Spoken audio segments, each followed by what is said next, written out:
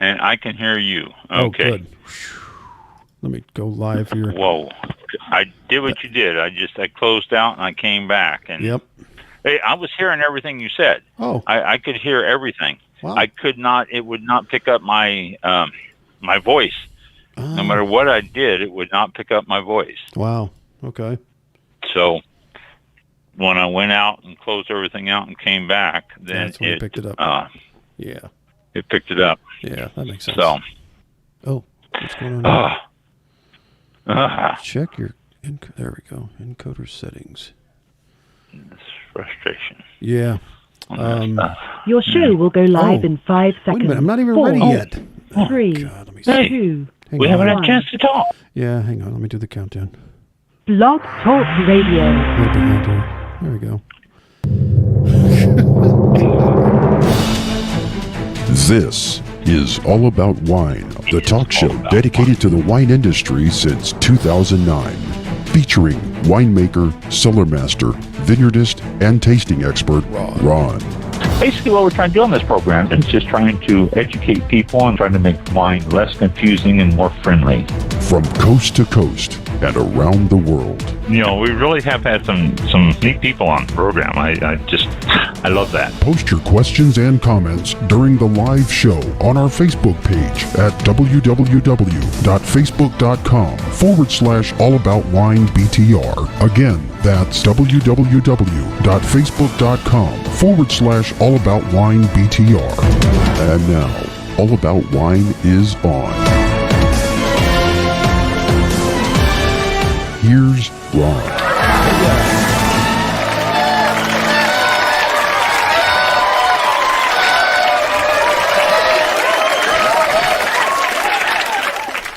There he is.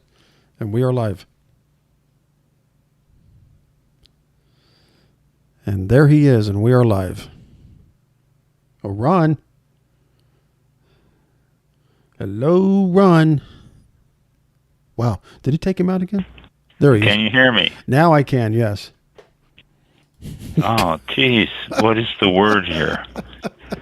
Oh, man. Oh, okay. That was, I thought we lost you again. Yeah, me too. Me too. I'm starting to do this little, butterfly feeling in the stomach, right before a big test. Yes. You start, I'm thinking, film the same thing there. So. No, whatever you got right now, do not move. Yeah, whatever you're doing, don't change it. Don't touch anything. Right. Yeah, don't touch anything. Because if I touch something, it might throw the whole system off. Right. So, we won't do it. Yep. But welcome to All About Wine, this beautiful May 18th day. I had to look at it. I've been writing 18 all day long on different things. I still had to check it. We have a guest tonight. In fact, I think he's sitting in the green room right now, enjoying all of our amenities that we offer in the green room. And if he doesn't have his mouthful or drinking or something, we'll bring him onto the show and talk with him. Hello, Eric. Welcome to All About Wine. Well, thanks, Ron. I'm happy to be here. Thanks for having me on. Oh, it's our pleasure, believe me. Eric Hemer? It's Hemer, yeah, long E. Hemer. Okay. Eric Hemer works for Southern Glazers, and he's all sorts of stuff down there. I'm going to let him fill all that stuff in. But yeah, you have been involved with wine for a long time. Well, basically, tell us, how did you get here? Tell us your story up to this point and what you've been doing in your life and all that good stuff. How many hours do you have, Ron? We can stretch it on. Well, in a nutshell, I've been in the wine business. If you include the restaurant business, the hospitality business, I've been in the business since 1978 when I sold my first bottle of wine in a restaurant. So that's a long time for, I don't know, 47 years, something like that. But I really got into the wine trade when I went to work for Southern Wine and Spirits in 1988. Of course, now known as Southern Glazers Wine and Spirits, as you mentioned, when we merged with Glazers of Texas in 2016. So I've held various roles. I was in sales and sales management for many, many years. And about 20 years ago, as the owners of Southern were putting on, or expanding, when I started, we were in 3 states, and we're in 45 markets across the United States and Canada, and some Caribbean presence as well. But when I started, we're a fairly small organization. We were in Florida, Nevada, and California at the time. But when we really started to expand, the Chaplin family, the principal owners of Southern, decided they should have dedicated educational positions, and I was tagged for that for Florida, where I've always been based in Miami with Southern. And I did that for about 10 years, and in 2013, I took on that same role, but nationally. So I'm now Senior Vice President in charge of wine education for Southern corporately.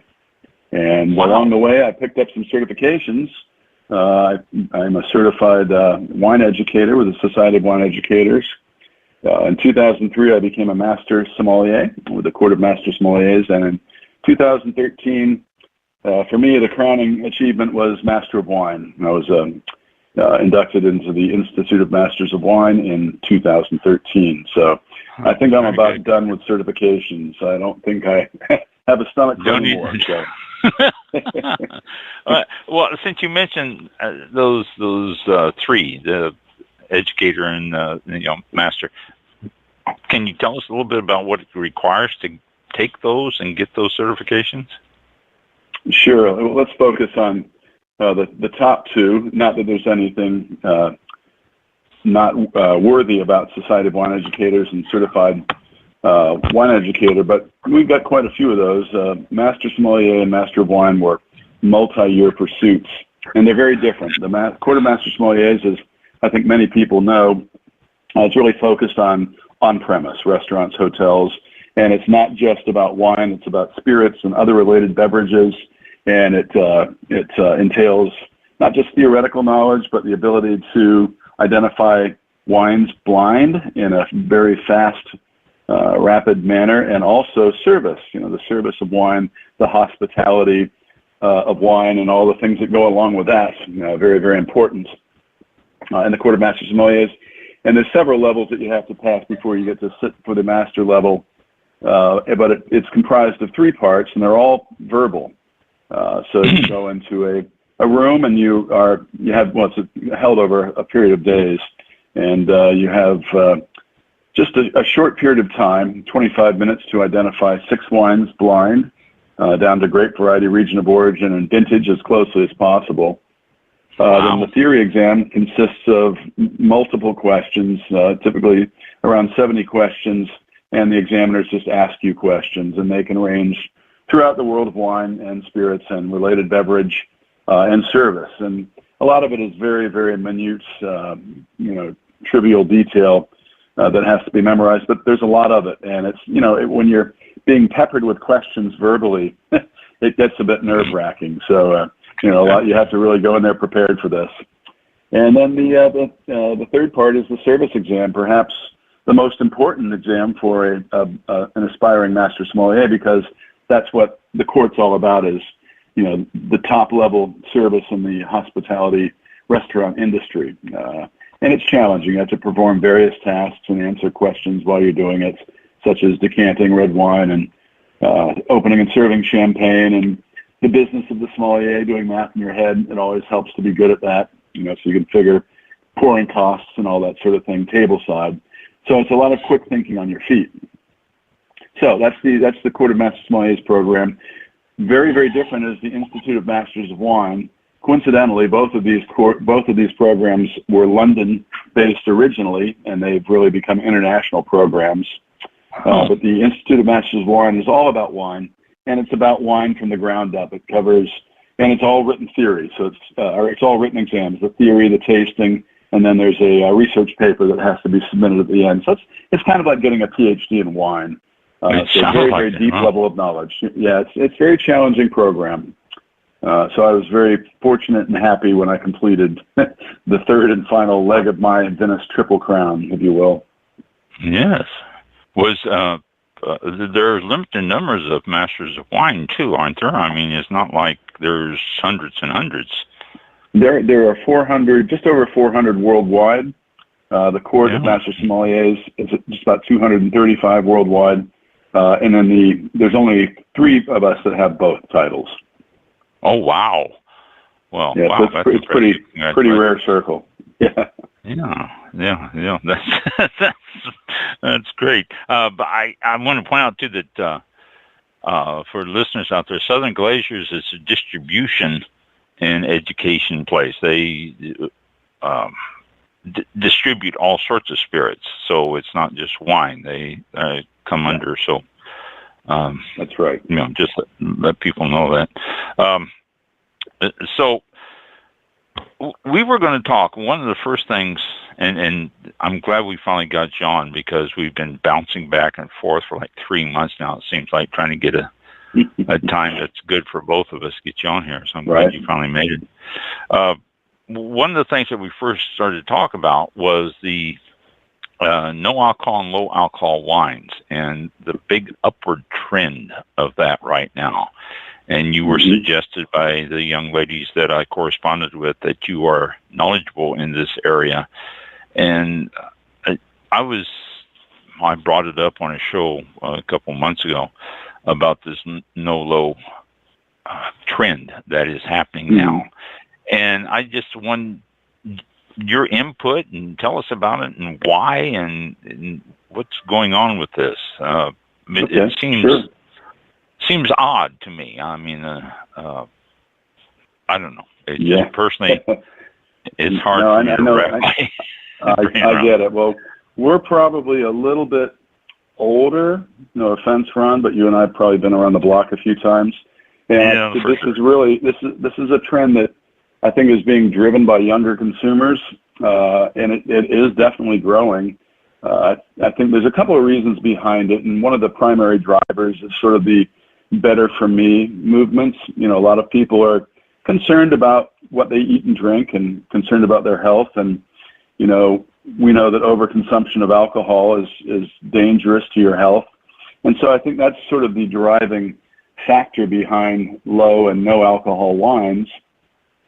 And it's just sort of part of that overall trend of eating more healthy products, trying to cut out things that are bad for us. But of course, a lot of people really enjoy wine and they don't want to give it up completely. So that's sort of given rise to this whole category. Now, I'll point out that no alcohol wines have been around for a while. 2 of the leading brands 30 years ago are still 2 of the leading brands today. And those are Free by Sutter Home, which you probably have heard of, and Ariel, which is another one. And so they've been around for a while. And I think the trouble was with them that they just didn't really taste like wine. And that's been sort of the motivation behind, some of these newer brands, is to try to create no and low alcohol wines that are satisfying to people that are used to drinking a glass of wine. As you know, when you remove some or all of the alcohol from wine, you're removing a lot of the body and texture. It's not necessarily just the intoxicating effect of alcohol that people like it for. It also gives body and texture to the wine. Even though, let's be honest, a lot of the primary motivation is, we enjoy the social aspects of drinking alcoholic beverages in moderate quantities with our friends. So that's kind of what's driving it. And I can tell you, just still looking at no alcohol wines, right now, global value is about US $2 billion. And that is trending up. It's trending up, and it's estimated more than double in 10 years by 2033 to about $5.2 billion. So it's definitely going to grow. It's continuing to grow, and I think you'll see more and more players entering the market. I think you'll see a lot of the big brands, and you already are starting to see some of the big producers out there, the international companies entering this category because they see that there's money to be made, and if there's a demand, they're going to try to supply it. So that's what that's all about, really, for non-alcoholic, and it's biggest here in the U.S. The major companies that are or countries that are consuming these wines are number one, the United States, number two, Germany, and number three, Japan. And I think the Japanese, it's interesting because when you hear about Japanese culture and drinking, you often hear about people drinking way too much wine. But I think there is that growing movement, especially amongst the younger generations, the Gen Zs out there that don't want, to drink too much alcohol. So I think that's why you're seeing that drive. No, go ahead. I'm sorry, Ron.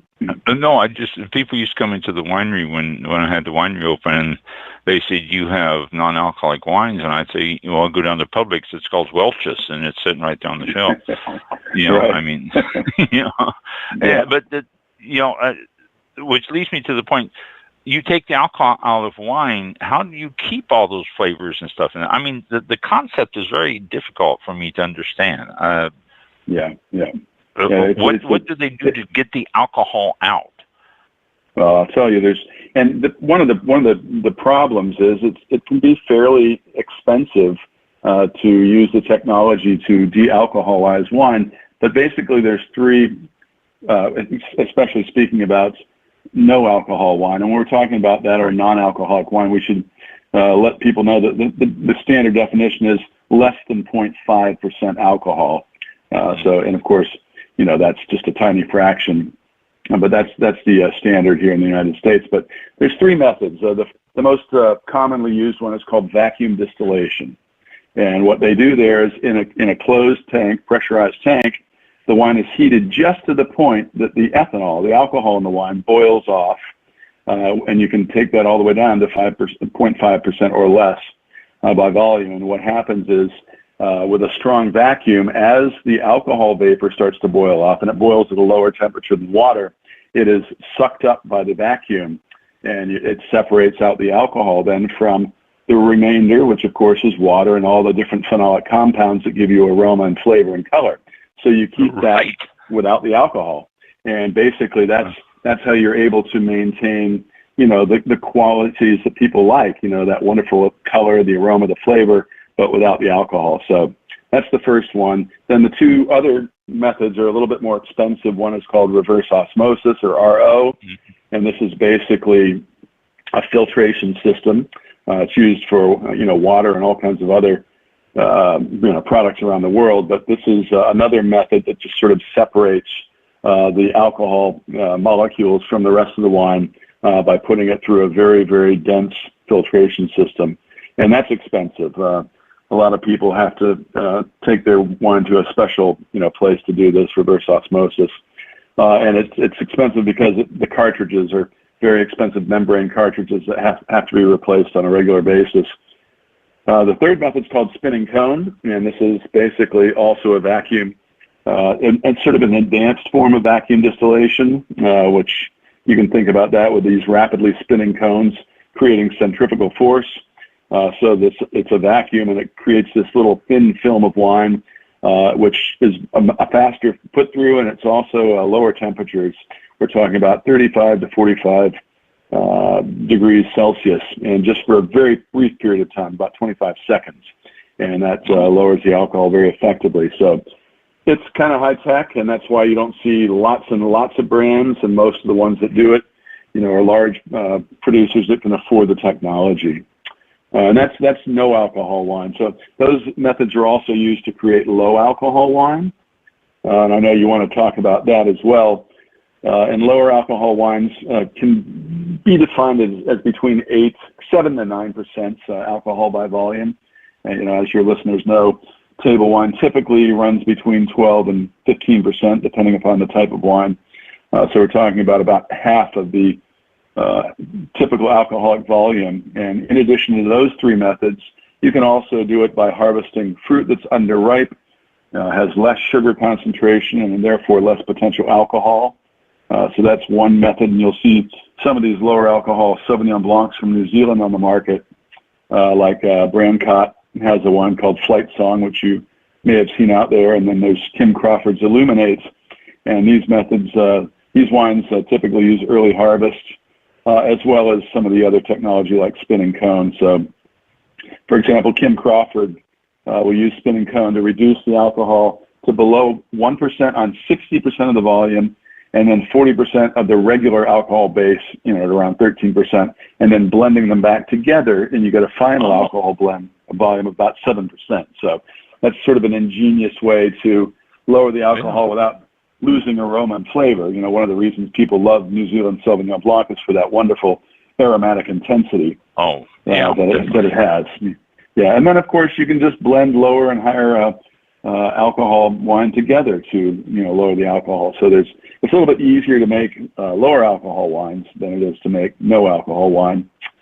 But again, one of the rubs. I mean, it's growing. It's a growing category, but some surveys show that consumers are just often a little bit disappointed by the taste profile that they get in lower alcohol wines.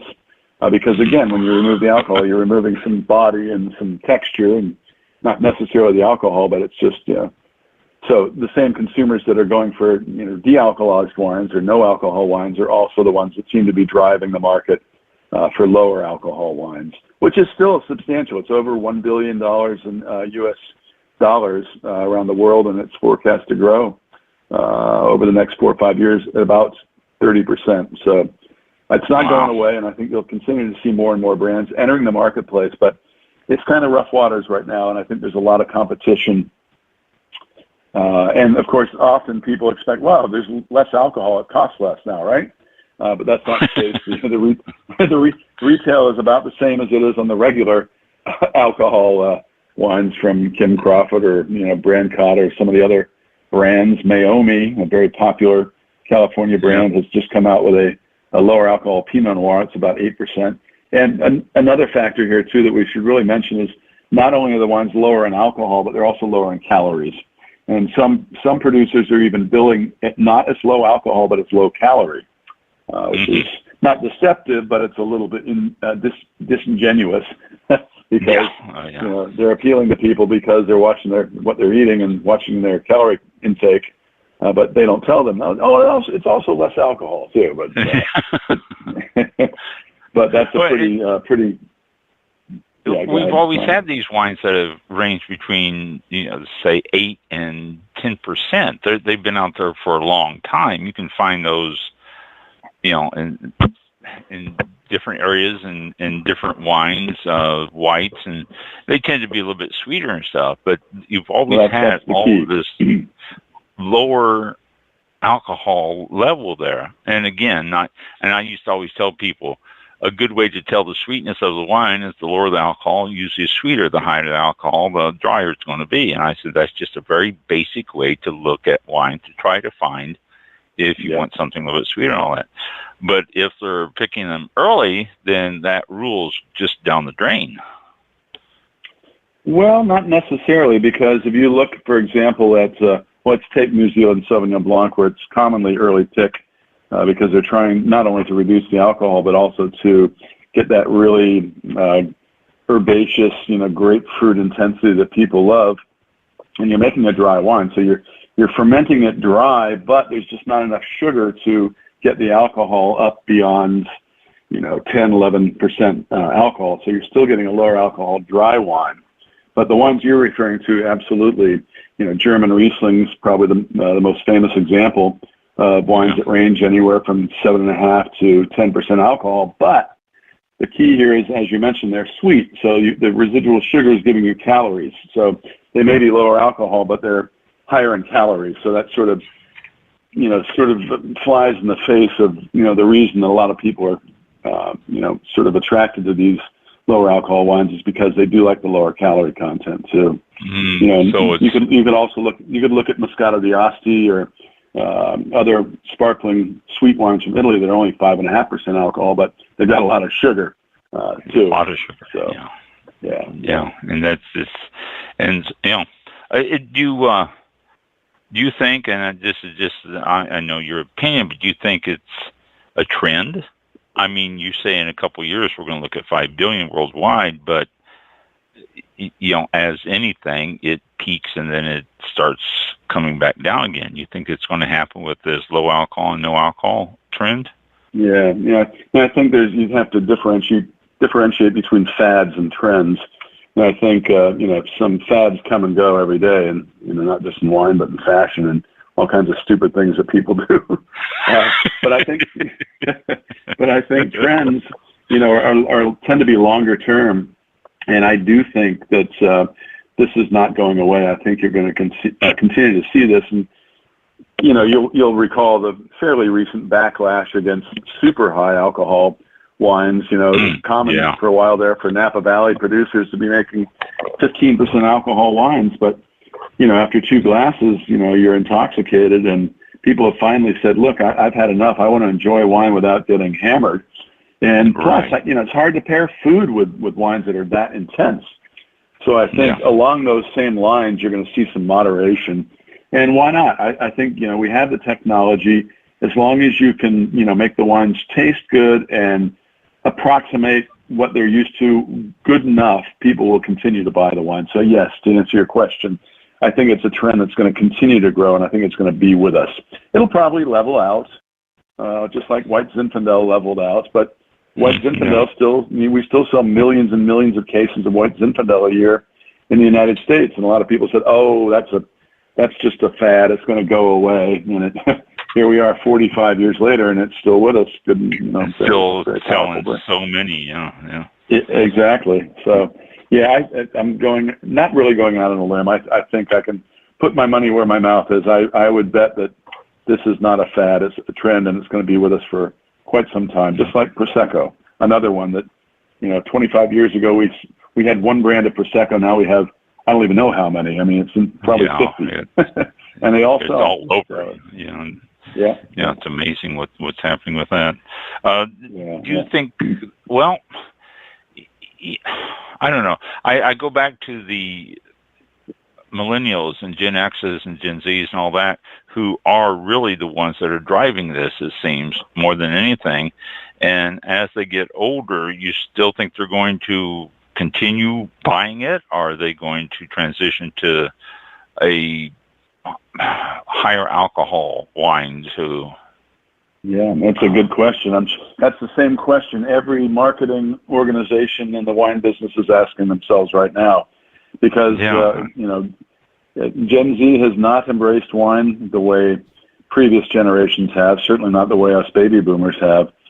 But millennial generation too, not quite drinking as much. So this is that scary point in the wine industry where people have to decide, what they think the future is going to hold. And it's hard to say, people change. When I was in my 20s, I didn't drink wine because I couldn't afford it. And I didn't start drinking wine until I started working in the restaurant business. And then I started to appreciate it, and then realizing, oh, well, it's worth more money than this awful, beer I've been drinking. Now I see why people are willing to pay more money for wine, because you're getting more complexity, more pleasure, more food and wine affinities, all the reasons that people do that. So I think as Gen Z matures and they make more money, they might be attracted to, a higher aspirational lifestyle, if you will. And I think that includes fine wine.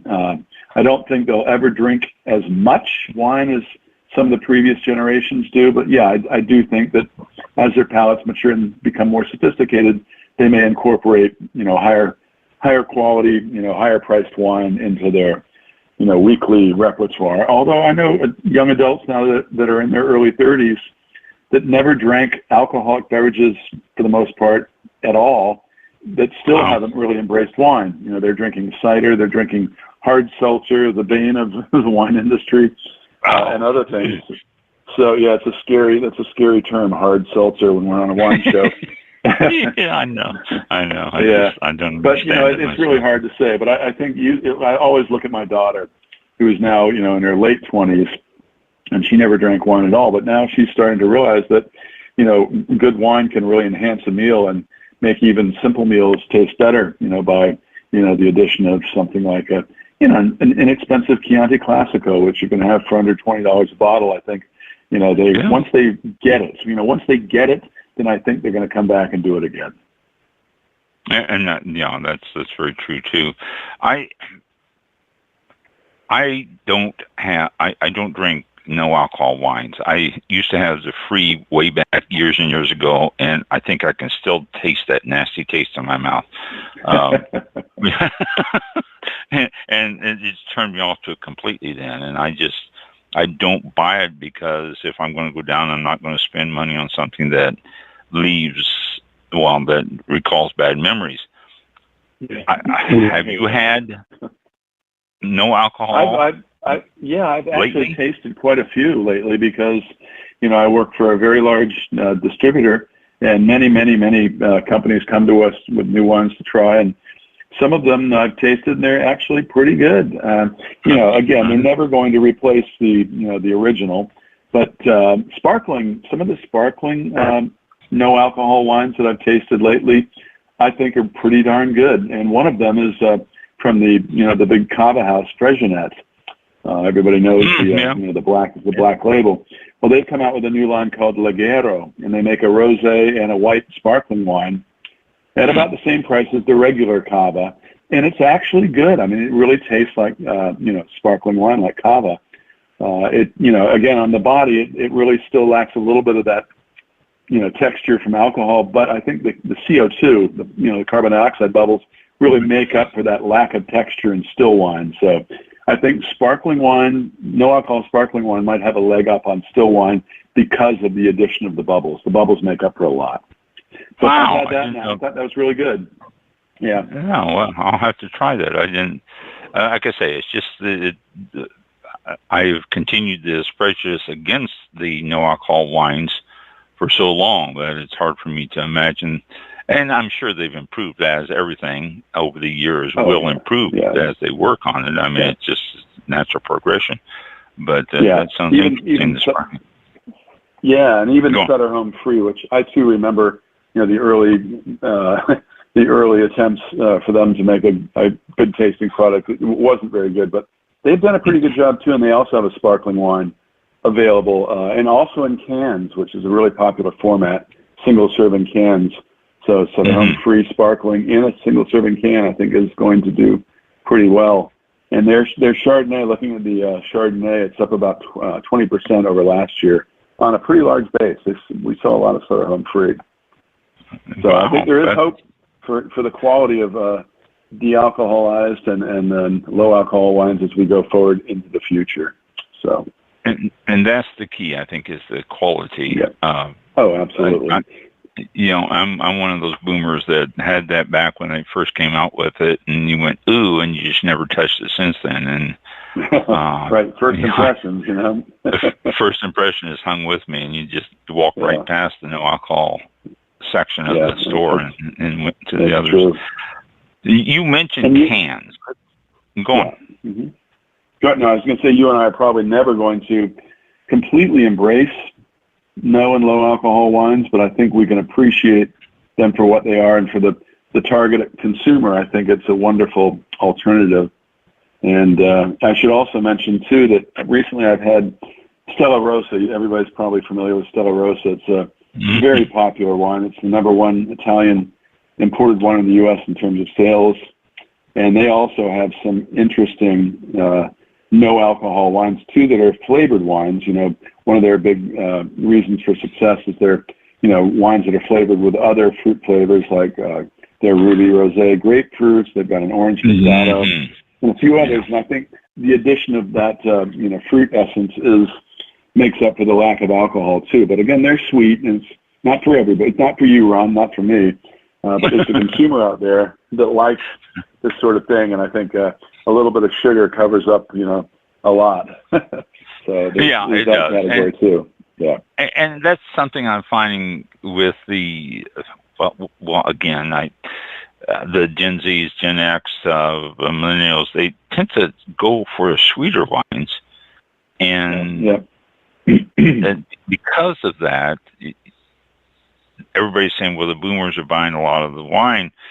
I think the boomers are buying a lot of the reds and the heavier, a little bit higher alcohol, the higher tannins and stuff like that, as opposed to the sweeter ones, which is being carried by the millennials and younger.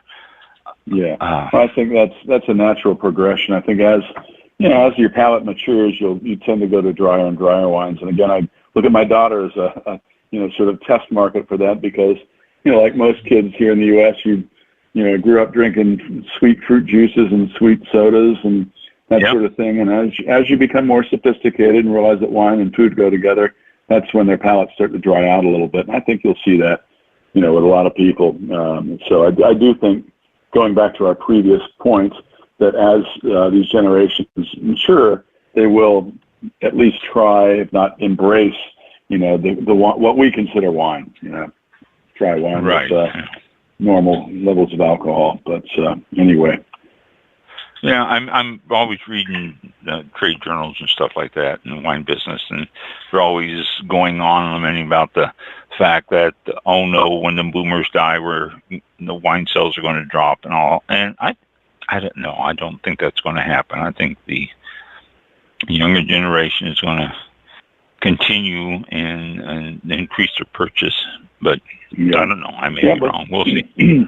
Yeah, and they're going to need help. I mean, I think education is the key. A lot of almost everybody in the wine business is thinking, all right, how do we convert these non-wine drinkers into wine drinkers? So that's the big thing. And I think, making sure that it's available to them, that they can taste wines, doing trade tastings, doing restaurant tastings, education. It's so important to continue to bring new generations into the fine wine world.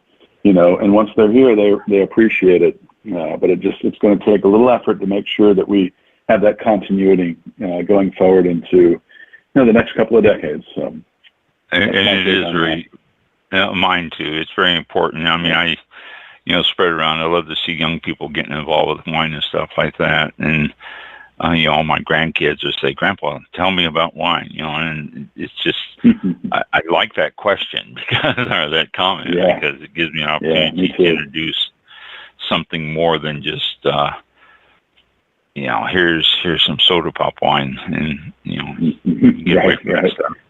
Yeah, me too. I've been teaching at Florida International University and working with their students for 20 years now.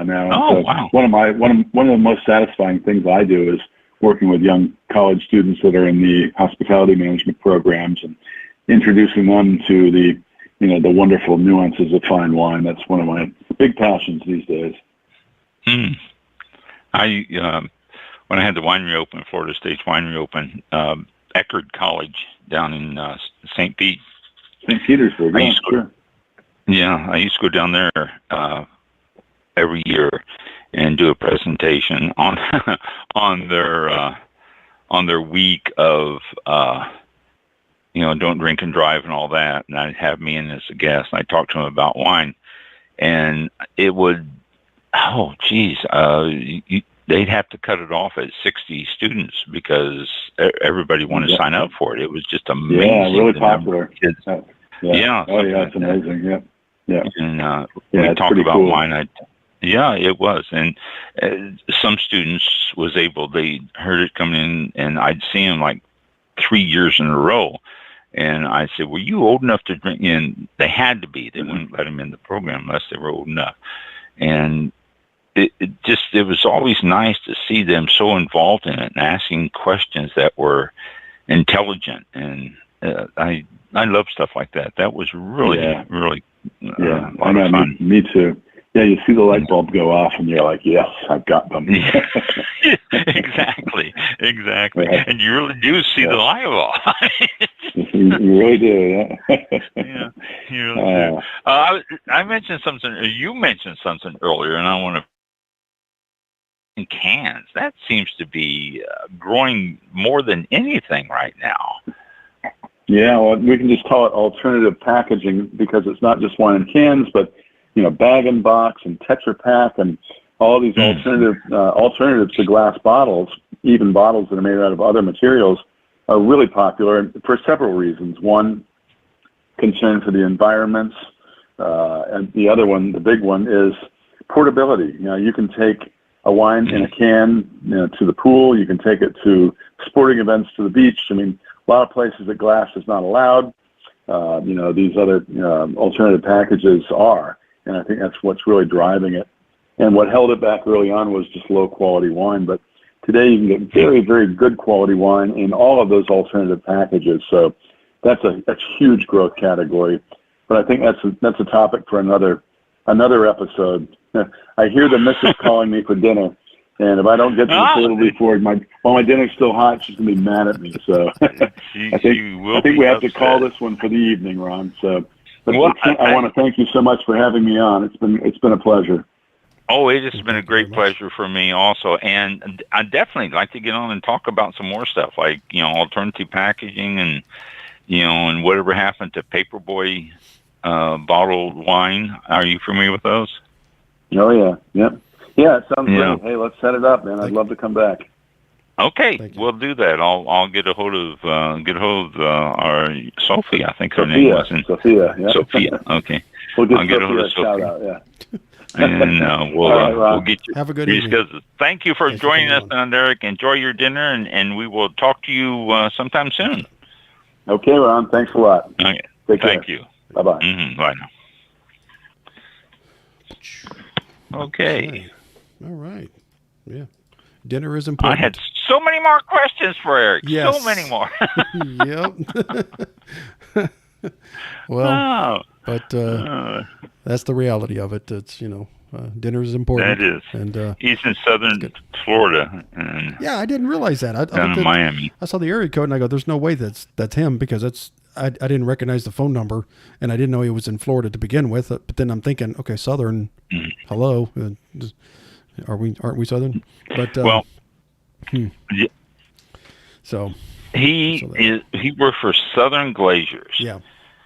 And Southern Glazers is joined with, like you said, is joined with Southern Wine Glazers Spirits or something. And Southern Wine and Spirit. Yeah. And Southern Wine and Spirits was Florida, Nevada, and California.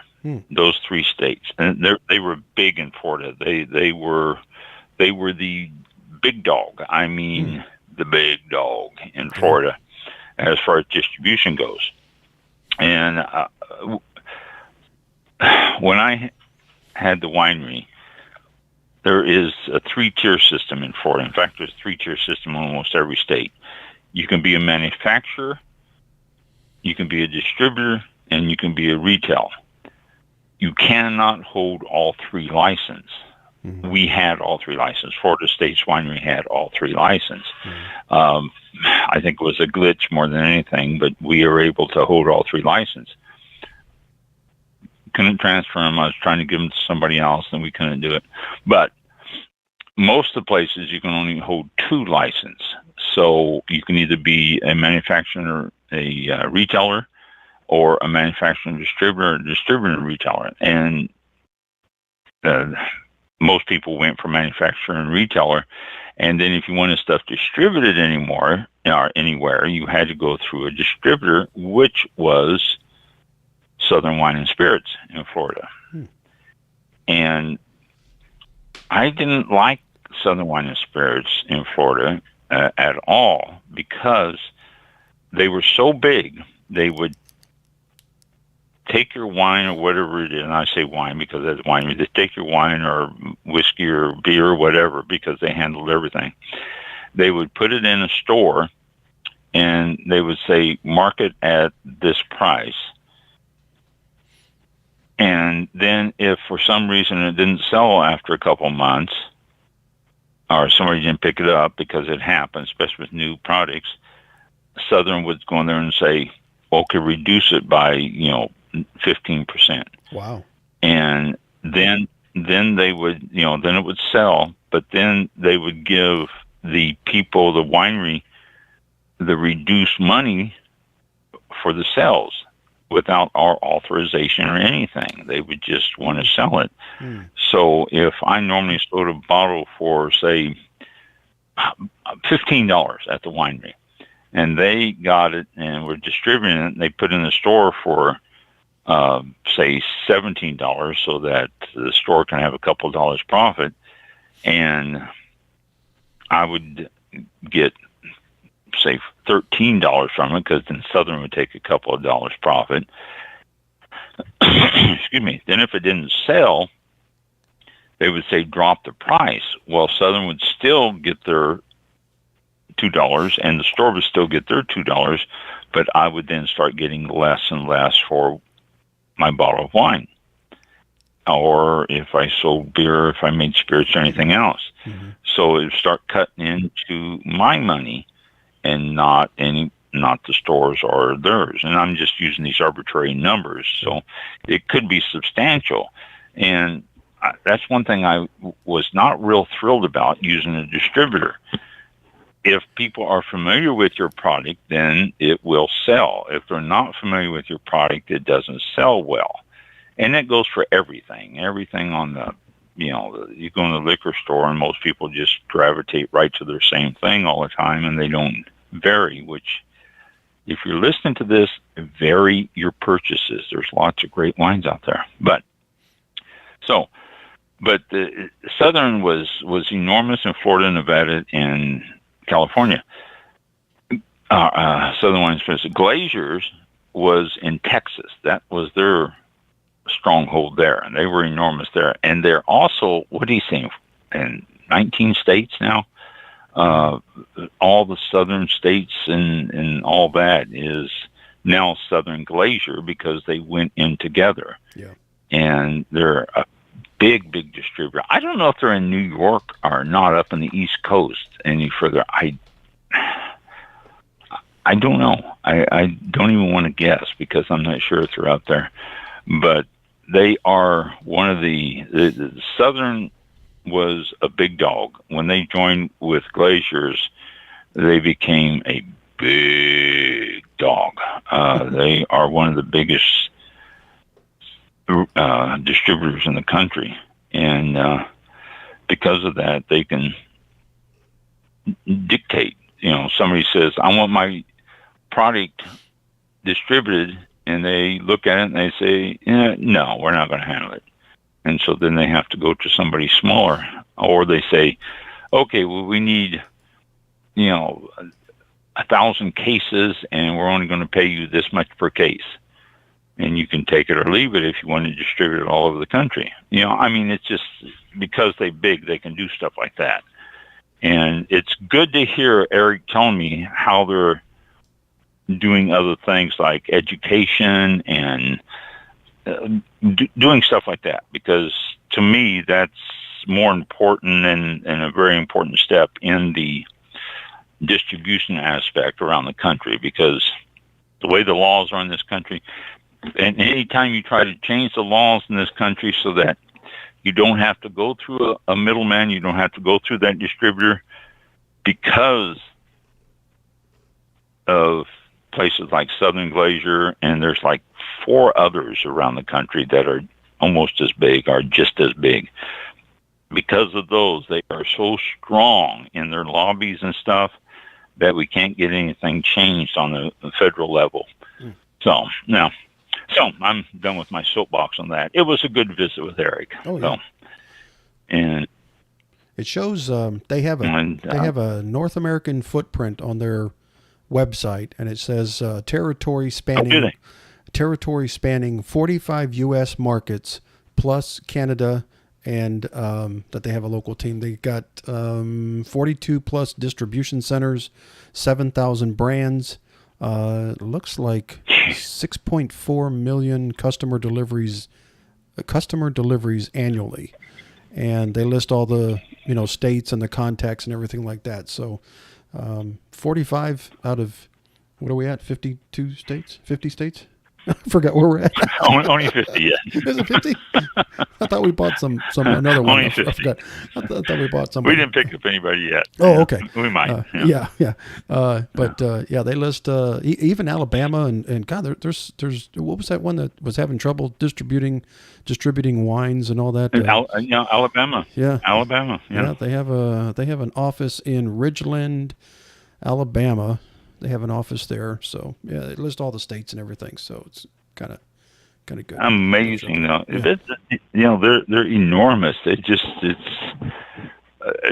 almost mind-boggling how large that they are as distributors. They really are some. And they're one of, I think, 4 or 5. Let me Google spirit distributors. Utah's another one. They're in Sandy. They have an office in Sandy, Utah, and I thought Utah was pretty strict too at some point. But they are. Yeah, there's quite a few. Yeah. So they're only 5 states short of everybody. So Alaska, they got all kinds of Anchorage. So yeah, they do have a. This picture is huge. Wow, that's it. Well, here you go. Yeah, I just clicked in spirit distributors in the U.S. And it says here, U.S. spirit distributors looking for distribution. No, it says 6 alcohol distribution companies you should know about. Number 1 here is Southern Glazer's Wine and Spirits. Number 2, Republic National Distributing Company. 3, Breakthrough Beverage Group. 4, Empire Merchants. 5, Johnson Brothers. And 6, Allied Beverage Group. And I'm sure every one of those are enormous. Then they have another list here. Boy, every one of these lists, though, shows Southern Glazer as the biggest. Do they do this? This one shows Southern Glazer. They do the same thing as Constellation, right? Isn't that similar to what they do, or am I thinking a different company? Constellation is a wine conglomerate. Okay. They just do wines, and they have their whole area of wines and all that. I want to say that Constellation might distribute themselves, but maybe they don't. They might go through. They might. Oh, don't take it yet. Let me. I haven't said anything about it. My engineer just brought in a bottle of wine while I was talking to Eric, and ready to take it back. I was sipping it. I'm going to tell about it. Payoff is the name of it. It's Alexander Valley Red Blend. And it's from 2019 vintage. And it says, winemaking is a dedication in craft and skill. The variables of the growing season can be incredibly challenging, but the payoff, there you go, of making a great wine is an unrivaled art. Enjoy the fruits of our labor in these elegant, fruit-forward, and vibrant wines from Sonoma County. 14.8% alcohol. Wow. We were just talking about no and low alcohol, and then this one jumps up to 14.8%. It's a red blend. It doesn't say the percentage. I hate it when they don't give you percentage on the back of those. And they don't have a phone number here either, or else I would call them right now.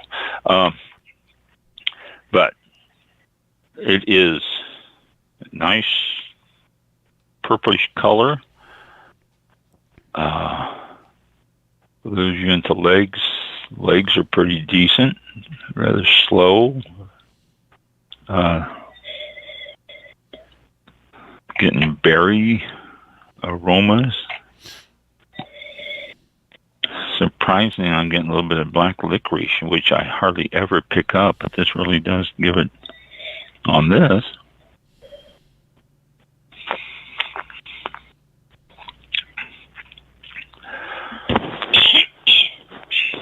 Oh, the alcohol got to me right away on that sip. Almost too much alcohol. It seems to overpower some of the flavors on there. But it's got some good fruitiness to it. And high alcohol, though, boy, you know, when it's this high, I refer to it as being hot. This really is a high alcohol. You can taste alcohol, which makes the wine tend to be, I don't know. I'm not a big fan of this. Like Eric just talked about, California went into this high alcohol phase a few years back. Oh, it's been quite a few years back now, 20.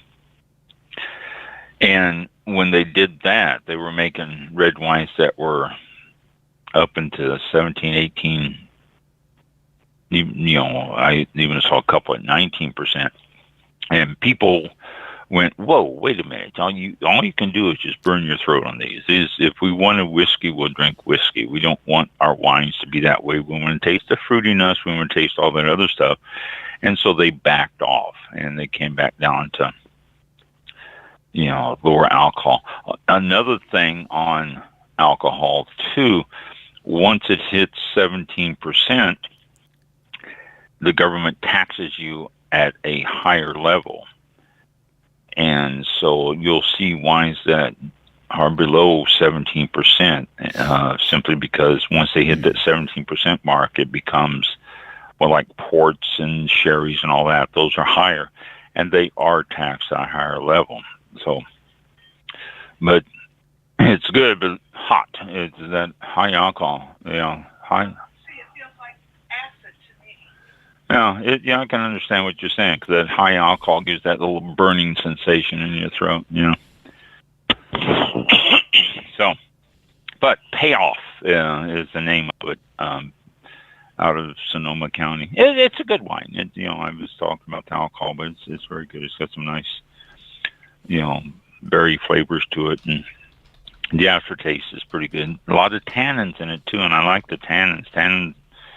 I'm a tannin fan, and there's tannins in this also. So except for the higher alcohol, it checks all of my boxes.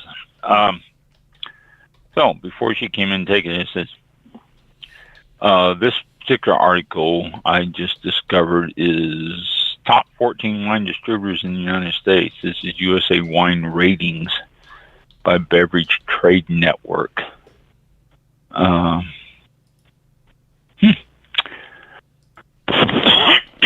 Excuse me. But this is a pretty good site. Well, I've never discovered this before. It has wine reviews, insights, news, wine and food, travel interviews, videos, podcasts, grapes, producer profiles.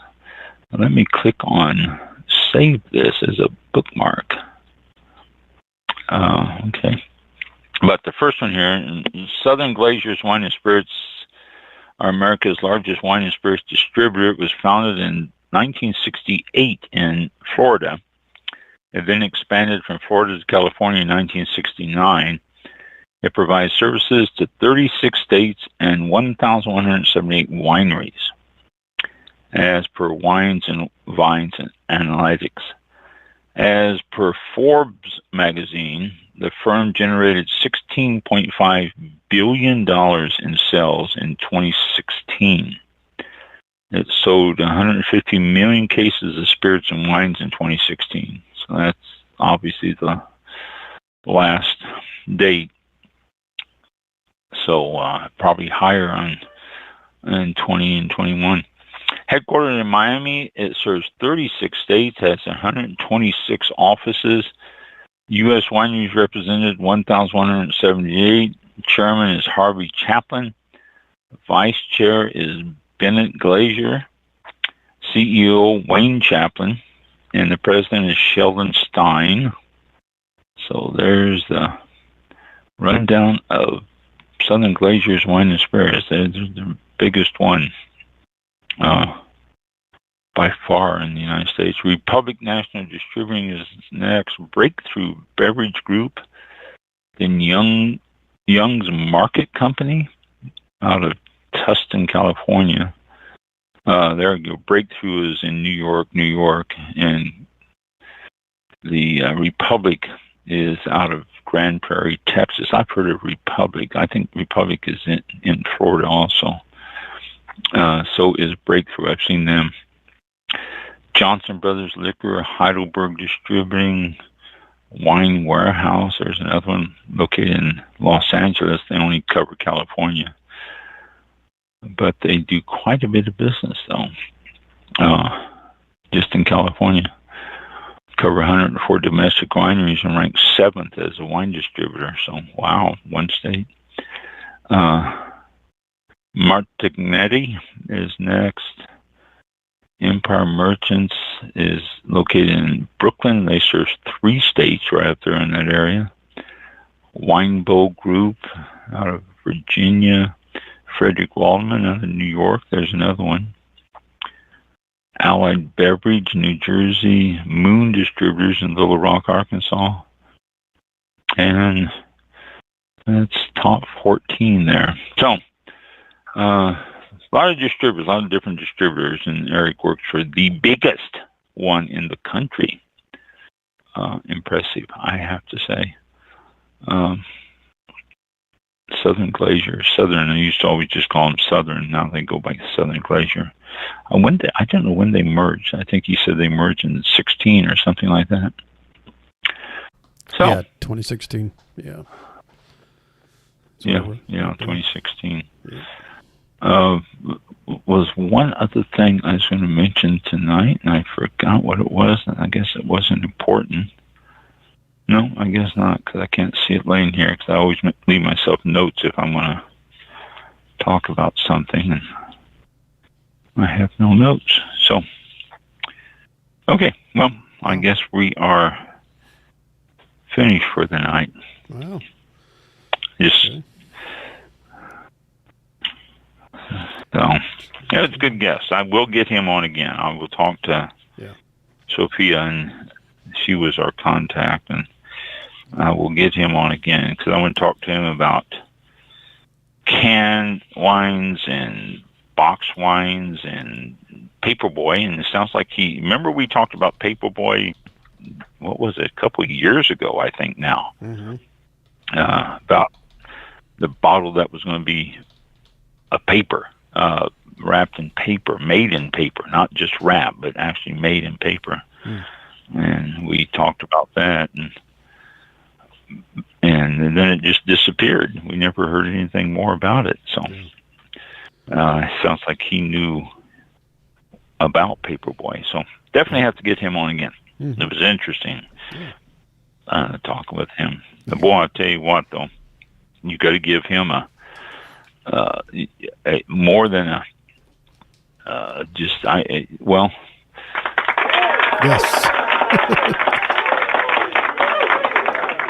for his knowledge and for his passing those two tests. Oh my gosh, what the Master of Wine and the Master of Sommelier, only 3 people in the world hold both of those titles. Yeah.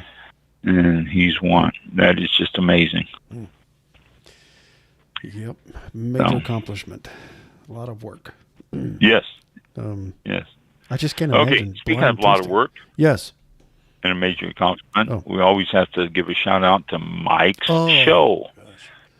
That's Flightline.com or org. Flightline Radio. It's com. Yeah, flightlineradio.com. Flightline Radio. Yeah. .com. Okay, I knew I was forgetting something. Flightlineradio.com. He is live, still Friday nights from 7 to 9. Right. He's thinking about changing that, but when he does, I'm sure he'll let us know.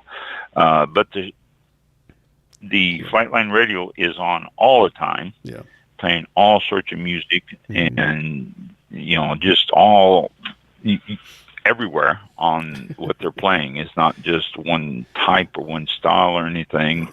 You can listen to it, and all of a sudden the song will pop on. You go, oh, I know that, and sing along with it and stuff. So, or turn it off. Tune into him live. You can make. What's that? I said, or turn it off completely. It's just, I don't really like that. Yeah, I'll just turn it down and listen for the next one. Yeah.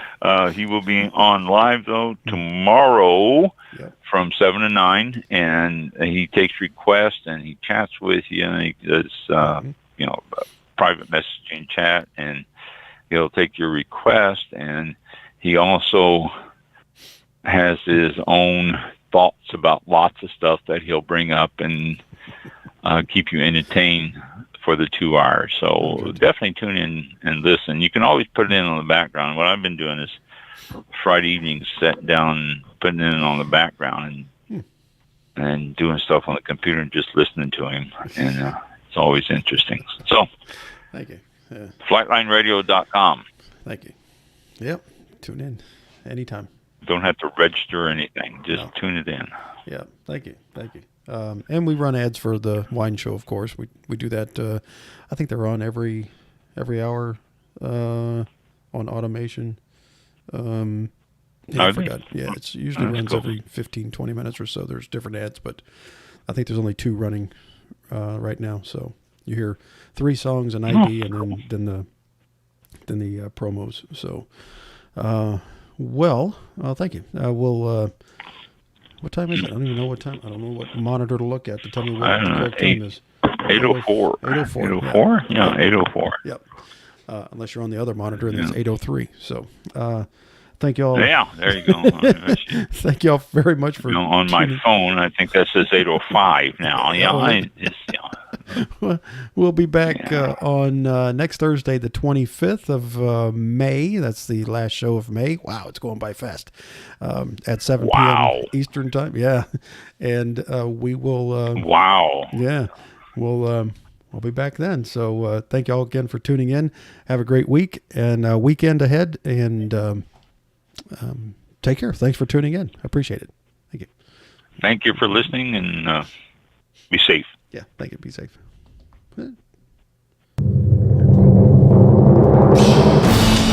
This concludes tonight's broadcast of All About Wine with your host, Ron. For show information, links to All About Wine on Twitter and Facebook, or to be a guest on this show, visit the show website at www.allaboutwinebtr.com. Archived shows are available for download on iTunes or on our show page at blogtalkradio.com/allaboutwine. Thank you for listening. Drink responsibly, and we'll see you next time on All About Wine. All About Wine. There you go. All right. Always miss